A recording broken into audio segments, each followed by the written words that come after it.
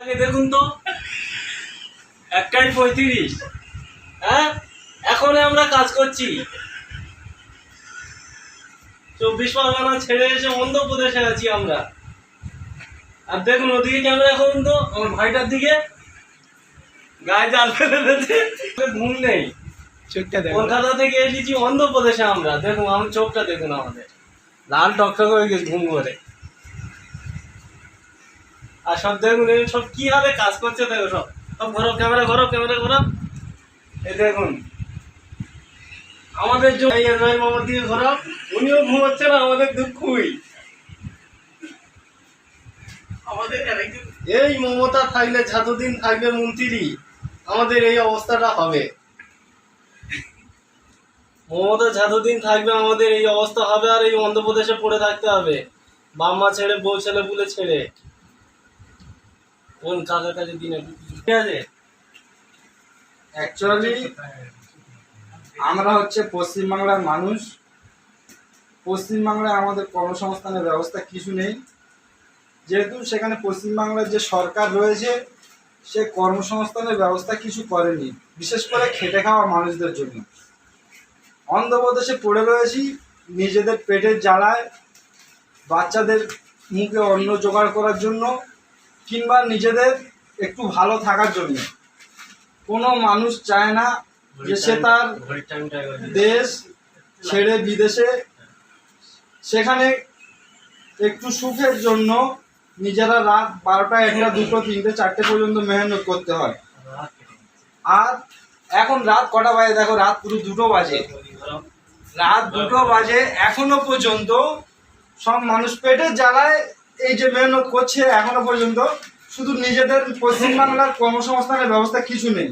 আজকের এই দুঃখের কারণ হচ্ছে এটাই, আমরা যে রাজ্যে বড় হয়েছি, যে রাজ্যে আমরা বসবাস করি, সেখানে খেটে খাওয়ার জন্য আমাদের কিছু নেই। তার জন্য দায়ী হচ্ছে আমাদের পশ্চিমবাংলার সরকার। যেহেতু পশ্চিমবাংলার সরকার আমাদের কথা ভাবেনি, আমাদের কথা চিন্তা করেনি, তাই আমাদের দুর্দশা আজকে দেশ ছেড়ে বিদেশে পড়ে রয়েছে। ব্যাস, আমি আর কিছু বলবো না, এখন এই পর্যন্ত শেষ। ফলতার বাসিন্দা, সেখানে হ্যাঁ, সামনে যে ইলেকশন আছে, আমি পশ্চিমবাংলার মানুষের জন্য সবার কাছে অনুরোধ করে বলছি, শুধু নিজেদের স্বার্থের জন্য নয়, নিজেদের পরিবারের স্বার্থের জন্য, বাচ্চাদের স্বার্থের জন্য ভোট যদি দিতে হয়, আইএসএফকে সবাই ভোট দিন। তাতে আগামী দিন সবাই ভালো সম্মান যোগ্যতার সঙ্গে ভালো জায়গায় দাঁড়াতে পারবে।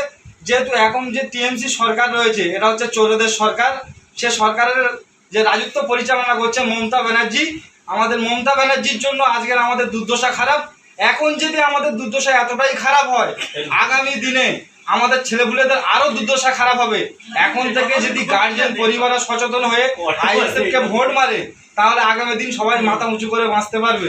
আর না হলে নিজেদের হাত থেকে সব অধিকার আস্তে আস্তে শেষ হয়ে যাবে, আর চোরেদের রাজত্ব চলবে, আর আমাদের গোলাম করে রেখে দেবে। যেহেতু এখন গোলাম হতে পারছি না বলে, তাই নিজের রাজ্য ছেড়ে আজকের ভিন দেশে আমরা করে খাচ্ছি। এখানে আমরা 1টা 2টো মানুষ নেই, ম্যাক্সিমাম আমরা 20 জন মানুষ রয়েছে। আজকে কোনো মানুষ শুয়ে রয়েছে, কোনো মানুষ নিচে কাজ করছে, এখনো পর্যন্ত নিচে সিকিউরিটি কাজ করছে। আমাদের ওয়াচম্যান রয়েছে হাইবুল্লাহ, সে ঘুমিয়ে পড়েছে, ডিউটি দিতে দিতে সে ঘুমিয়ে পড়েছে। তার জলজীবন পর্যন্ত প্রমাণ রয়েছে। সাহেব তুই ফোনটা নিচে নিয়ে একবার যা। খারাপ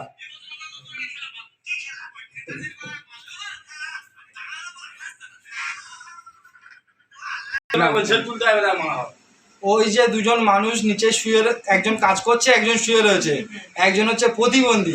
তার দেশে মানে খাবার জোগাড় করার অবস্থা মানে এতটা দুর্বল, সে তার নিজের ওখানে থাকতে গেলে হয়তো ভিক করে খেতে হবে। ভিক করে খেলেও তাও ভিক কেউ দেবে না।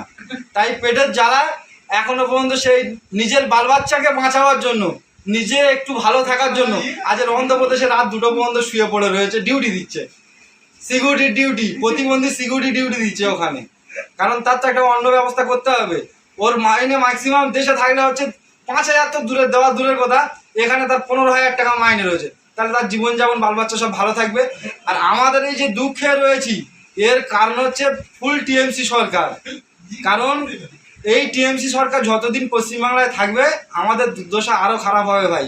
বাঁচতে যদি চাস ভাই, সব যে যার স্বার্থে সব আইএসএফে ভোট মার ভাই, না হলে আগামী দিন একদম আর দেখতে পাবে না, ভিক্ষের ঝুলি হাতে, বাদ বাকি সব শ্মশানে যাওয়া হবে, কবরস্থানে। ব্যাস স্টপ।